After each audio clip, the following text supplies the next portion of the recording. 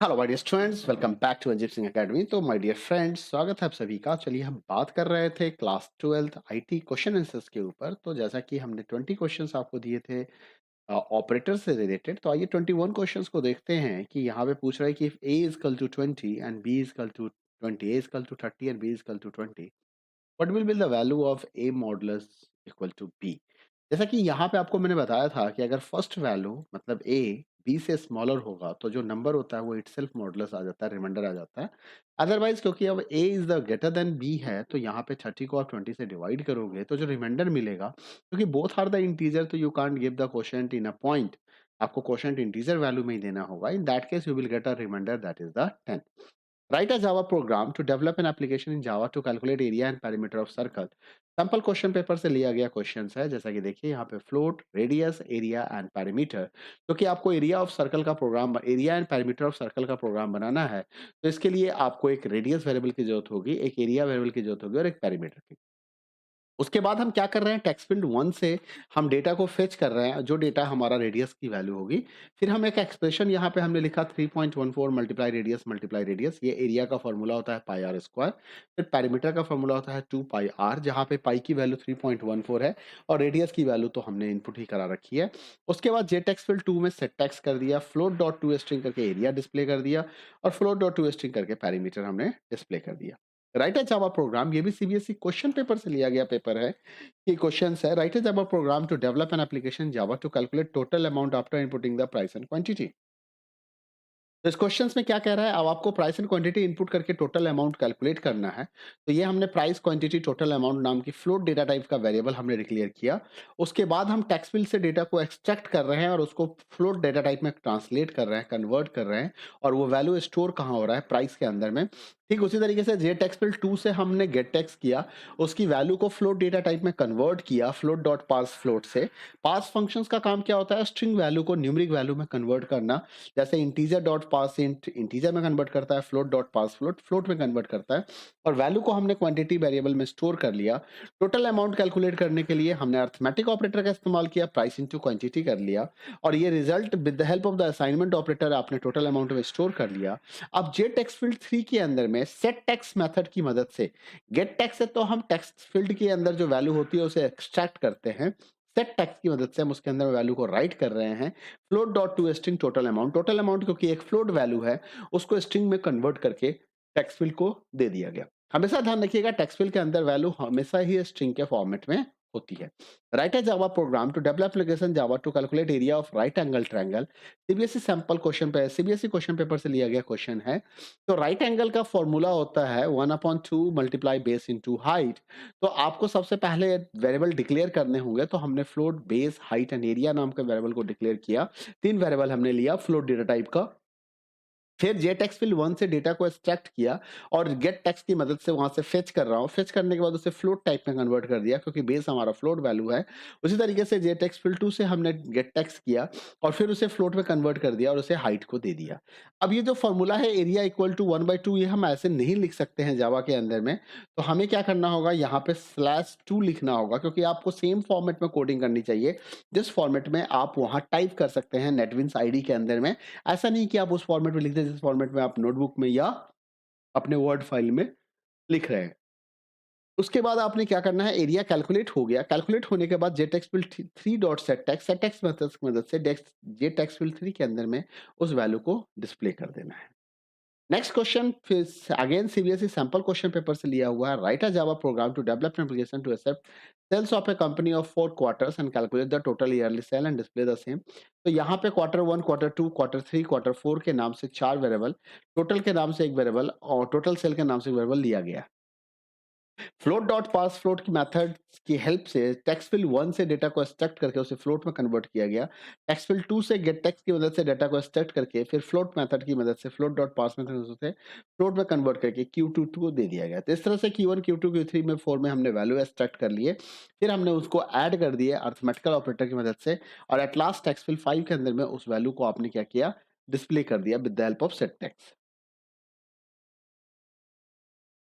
Question number 26 को देखिए, जहां पे आपसे कहा जा रहा है which of the following is not a comparison operator. इसमें से कौन सा कंपैरिजन ऑपरेटर नहीं है, तो ये लेस देन ऑपरेटर है, ये हमारा less than or equal to operator होगा, ये गलत लिखा हुआ है, less than or equal to operator. और ये हमारा greater than or equal to है, greater than or equal to है, तो ये not equal to generally SQL के अंदर यूज़ होता है, बस जावा के अंदर इसका कोई इस्तेमाल नहीं होता है। With x equal to 0, which of the following are the legal lines of Java code for changing the value of x to 1? ये सीबीएसई 2017 कंपार्टमेंट में पूछा गया एग्जाम का क्वेश्चन क्वेश्चन है। ध्यान से देखिए इसको। 1 इक्वल टू कह रहा है कि ऐसा कौन सा स्टेटमेंट है जो लीगल है x की वैल्यू को 1 करने के लिए। तो x प्लस प्लस ये भी एक लीगल स्टेटमेंट है, 1 आपका लीगल स्टेटमेंट हो जाएगा। x equal to x plus one से भी आप x की वैल्यू को चेंज कर सकते हैं। x plus equal to one से भी आप x की वैल्यू को एक से इंक्रीज करा सकते हैं।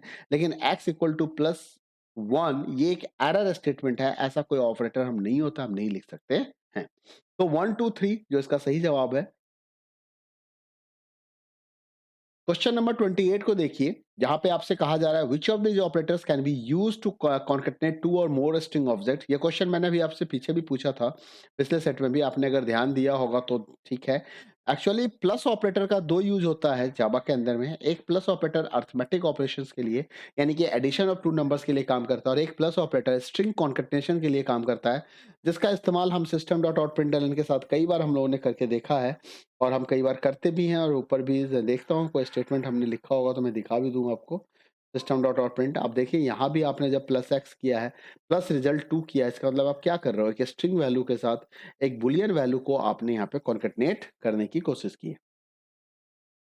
आइए नेक्स्ट क्वेश्चंस को देखते हैं। नेक्स्ट क्वेश्चंस क्या कह रहा है, इफ x की वैल्यू 20, y की value 10, what will the value of x if return statement is x plus equal to y। तो ये अर्थमेटिक असाइनमेंट ऑपरेटर है, और इसका मतलब होता है x equal to x plus y। तो x की एग्जिस्टिंग वैल्यू क्या है 20, y की वैल्यू क्या है 10, तो 20 प्लस 10 क्या होगा 30, और वो नया वैल्यू किसको मिलेगा, वापस x को ही मिलेगा।